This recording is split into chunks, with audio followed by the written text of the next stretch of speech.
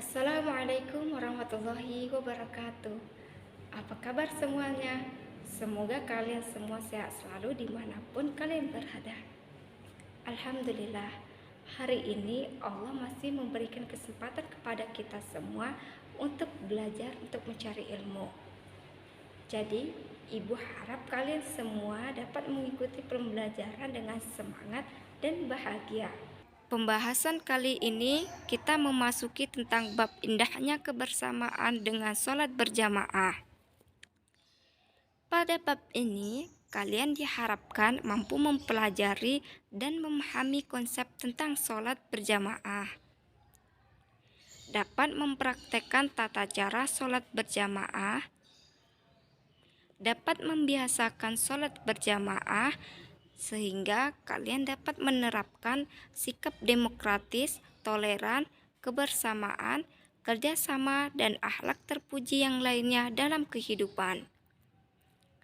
Kita tahu bersama bahwa sholat merupakan perintah Allah Subhanahu wa Ta'ala yang tidak boleh ditinggalkan.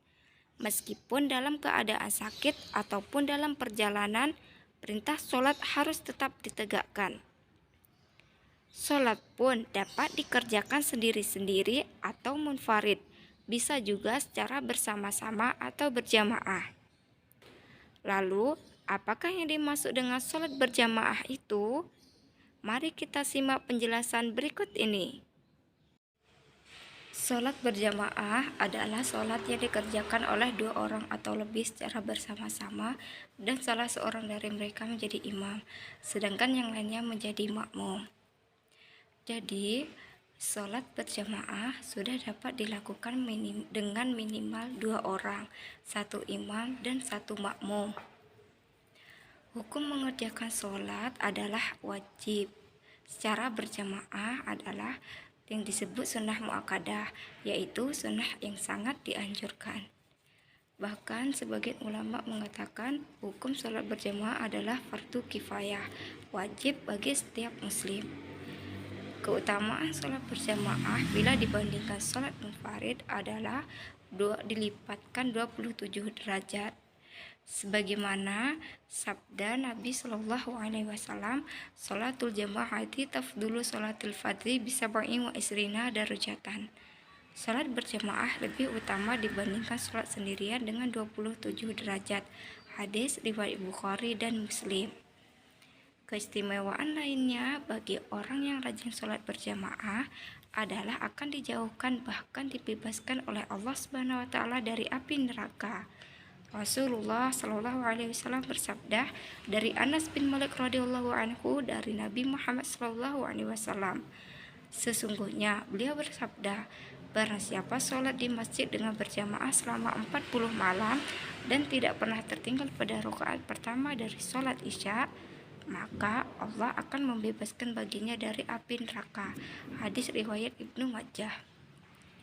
Di sisi lain, sholat berjamaah dapat mempererat rasa persatuan dan kesatuan umat Islam yang dipimpin oleh seorang imam dengan gerakan yang sama, bacaan yang sama, menghadap kiblat yang sama, dan tentunya bermunajat hanya kepada Allah semata.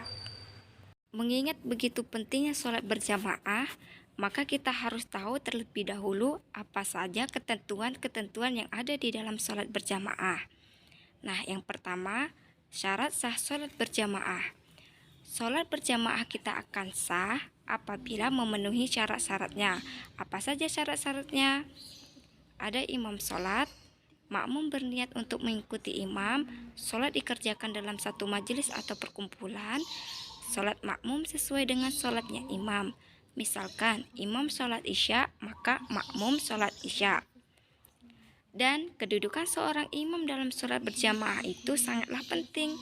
Oleh karena itu, untuk menjadi seorang imam, ia harus mengetahui syarat dan rukun sholat, serta perkara yang membatalkan sholat.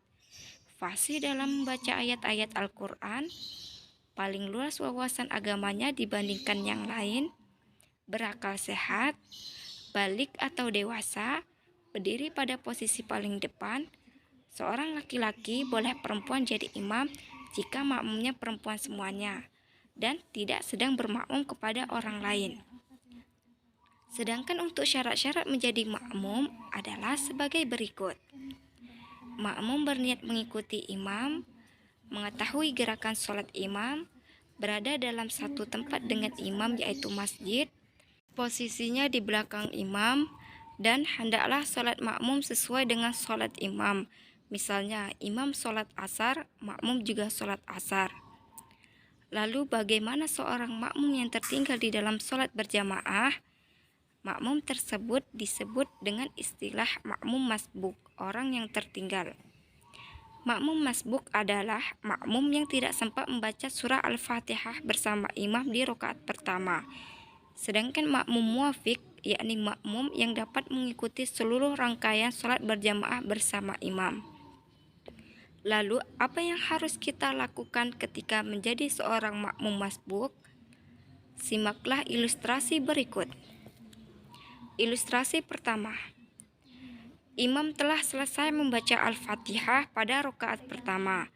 Makmum yang baru datang langsung berniat, kemudian takbiratul ihram dan membaca Al-Fatihah secara lirih. Jika imam ruku, maka makmum yang baru datang tadi mengikuti imam atau langsung ruku, meskipun baru sempat membaca basmalah dari surah Al-Fatihah. Makmum semacam ini masih dinyatakan mendapatkan seluruh rakaat bersama imam. Jadi, pada saat imam menutup sholat dengan salam, makmum tersebut ikut salam. Ilustrasi kedua, imam telah ruku pada rakaat pertama, maka makmum yang baru datang langsung berniat, takbiratul ihram, kemudian langsung ruku mengikuti imam. Makmum semacam ini masih dinyatakan mendapatkan seluruh rakaat bersama imam. Jadi, pada saat imam menutup sholat dengan salam, makmum tersebut ikut salam. Ilustrasi ketiga, imam telah iktidal atau sujud pada rakaat pertama, maka makmum yang baru datang langsung berniat, takbiratul ihram, kemudian langsung sujud mengikuti imam. Makmum semacam ini belum dinyatakan mendapatkan seluruh rakaat bersama imam. Jadi ketika imam menutup sholat dengan salam, maka ia berdiri kembali untuk menambah rakaat yang kurang. Lalu, bolehkah sholat berjamaah ditinggalkan? Tentu saja masih dibolehkan.